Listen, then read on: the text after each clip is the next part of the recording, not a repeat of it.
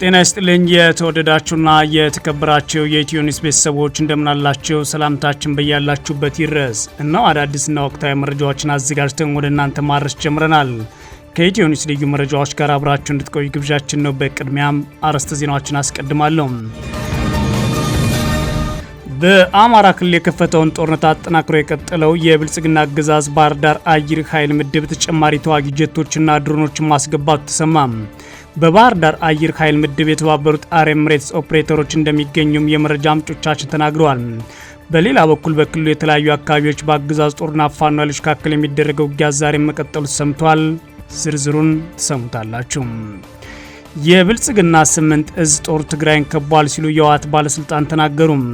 የትግራይ ህዝብ ህልውና ለማረጋገጥ የተያዘውን እቅድ የሚያስቆም ምንም አይነት ኃይል የለም ሲሉ የተናገሩት የህወሓት ጽሕፈት ቤት ኃላፊ ፈትለወርቅ ገብረ እግዚአብሔር አሁን ላይ ብልጽግና 8 እዙን አስጠግቶ ሊያጠፋን ተዘጋጅቷል ብለዋል።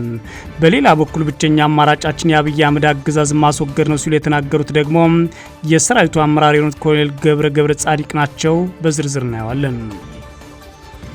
በግብጽ የደረሰው የድሮን ጥቃት በስዊዝ ካናል የሚደረገውን የመርከቦች እንቅስቃሴ ላይ ስጋት ፈጥሯል።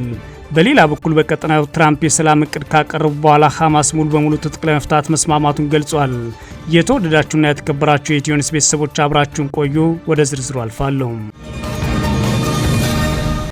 በአማራ ክልል የከፈተውን ጦርነት አጠናክሮ የቀጠለው የብልጽግና አገዛዝ በባህር ዳር አየር ኃይል ምድብ ተጨማሪ ተዋጊ ጀቶችና ድሮኖችን ያስገባ ሲሆን በዚሁ አየር ኃይል ምድብ በተባበሩት አረብ ኤሚሬት ኦፕሬተሮች እንደሚገኙም የኢትዮ ኒውስ የመረጃ ምንጮች ተናግረዋል።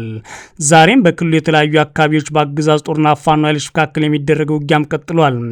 የአብይ አህመድ አገዛዝና በአማራ ክልል የከፈተውን ጦርነት 3 ዓመታት የተሻገረ ሲሆን አገዛዙ ዛሬም ጦርነትን አጠናክሮ እንደሚቀጥል የወታደራዊና ፖለቲካዊ አመራሮች ይናገራሉ።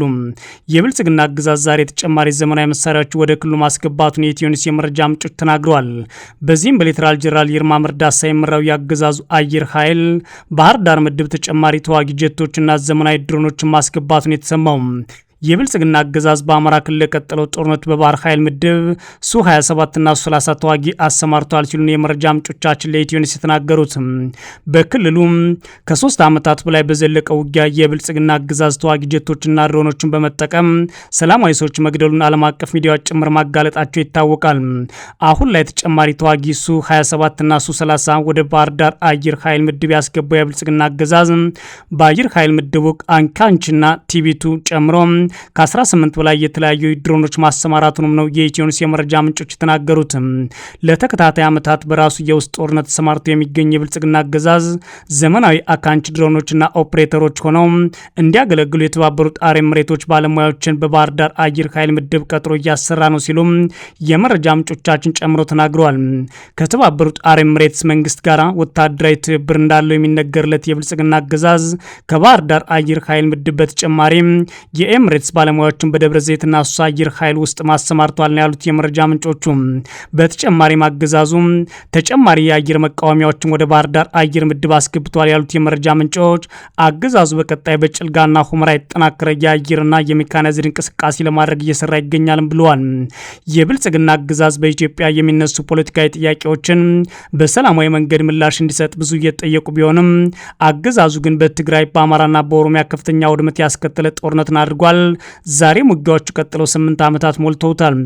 አገዛዙ ዛሬም በአማራና ኦሮሚያ ክልል የተለያዩ አካባቢዎች ባስቀጠለው ውጊያ ከፍተኛ ሰብአዊና ቁሳዊ ጉዳት መድረሱን ደግሞ የመረጃ ምንጮቻችን ተናግረዋል። በዛሬው ዕለት ሐምሌ 24 2018 ዓ.ም በአማራ ክልል ምስራቅ ጎጃም ዞን ስናን ወረዳ ጫቢና ነብሮ ገደል በተባሉ አካባቢዎች በአገዛዝ ጦርና ፋኖ ኃይሎች መካከል ከባድ ውጊያ መደረጉን ነው የፋኖ የመረጃ ምንጮች ለኢትዮ ኒውስ የተናገሩት። በወረዳው ከንጋት ጀምሮ በቀጠለው ውጊያ ከፍተኛ ሰብአዊና ቁሳዊ ጉዳት ደርሷልም ብለውናል።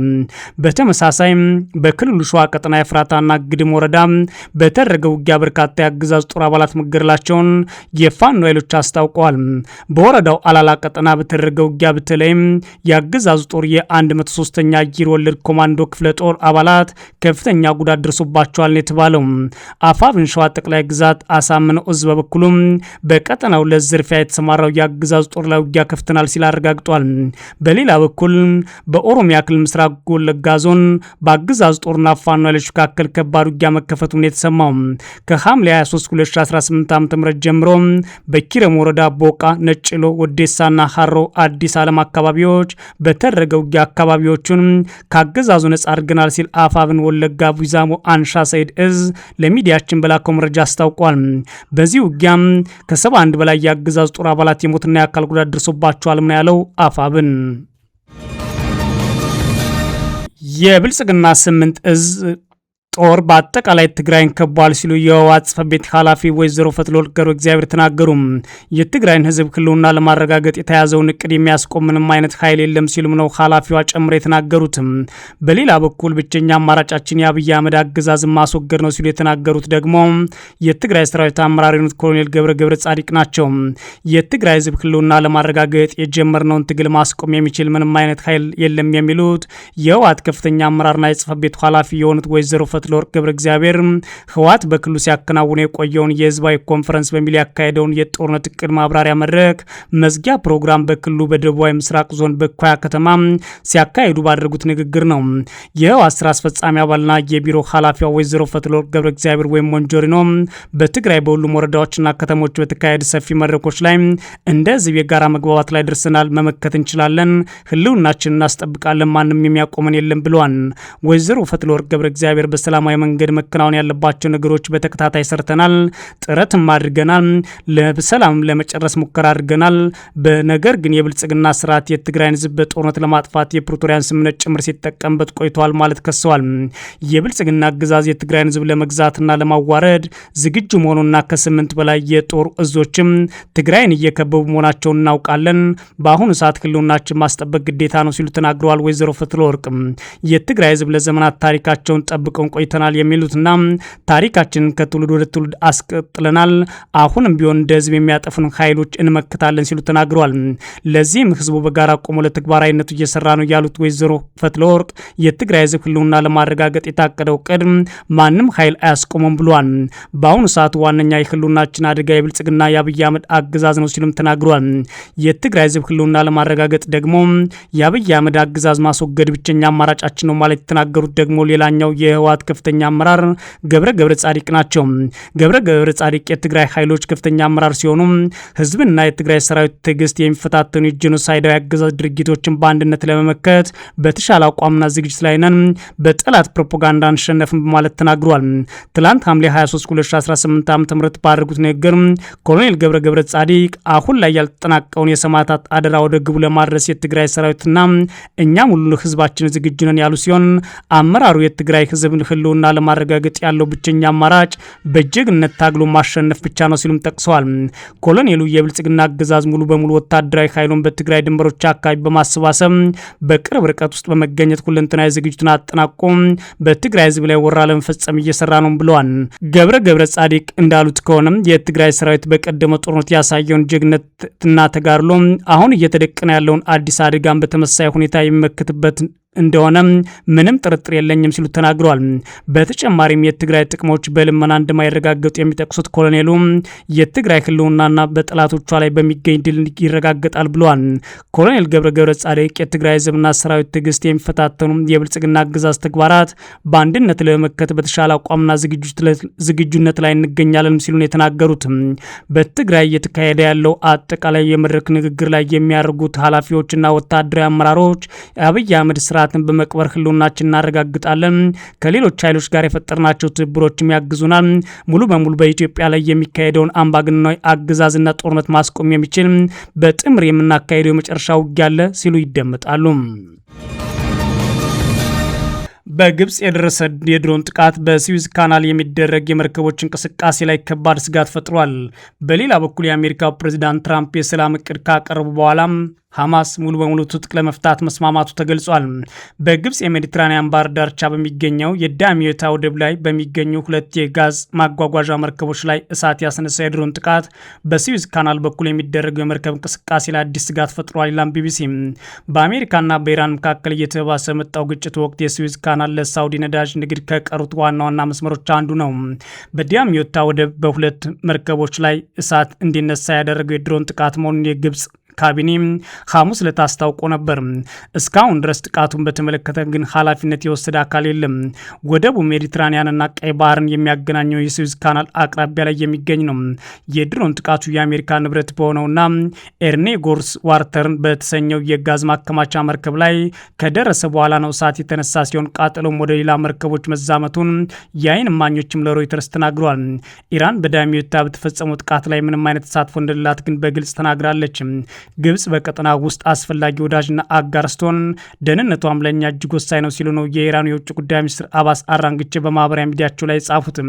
የቀጠናው ሰላም ለማናጋት ታቅደው በሚከናወኑ የእስራኤል ሴራዎችና የማጭበርበሪያ ድርጊቶች ላይ ሁላችንም ንቁ መሆን አለብን ሲሉ አደጋው ከእስራኤል ወገን ሊሆን እንደሚችል ጠቁሟል። 5 ወር የሞላው የመካከለኛው ምስራቅ ጦርነት በሆርሙዝ ወሽመጥ የሚደረግ የመርከቦች እንቅስቃሴን በመግታት የዓለም ኤነርጂ አቅርቦት ላይ ከፍተኛ ጫና ፈጥሮ ቀጥሏል። በኦማንና በኢራን መካከል የሚገኘው ይህ መተላለፊያ ከግጭቱ በፊት የዓለም 1/5 ነዳጅና የተፈጥሮ ጋዝ የሚጓጓዝበትም ነበር። በአሜሪካና በኢራን መካከል በሚካሄደው የሰላም ድርድር ወቅት ማነቆ ጉዳዮች ሆኖም ቀጥሏል።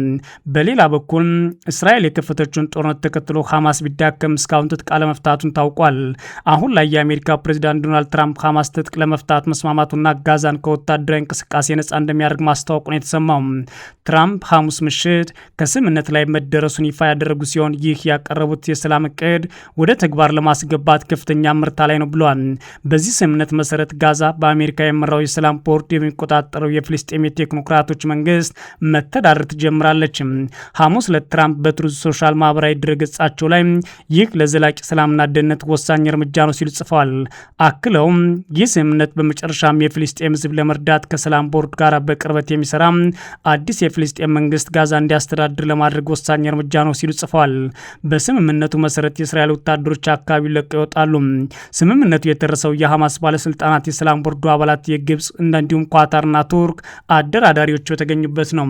የሐማስ ባለስልጣናት ትጥቅ በመፍታትና የእስራኤል ጦር የጋዛ ሰርጥ ለቆ እንዲወጣ ከስምምነት መደረሱ አረጋግጧል። ባለስልጣናቱ የሰላም ቦርድና አደራዳሪዎች እስራኤል በስምምነቱ ላይ ለተሰነዘሩ ነጥቦች ተገዥ እንድትሆን እንደሚያደርጉም ያላቸውን እምነት ተናግረዋል።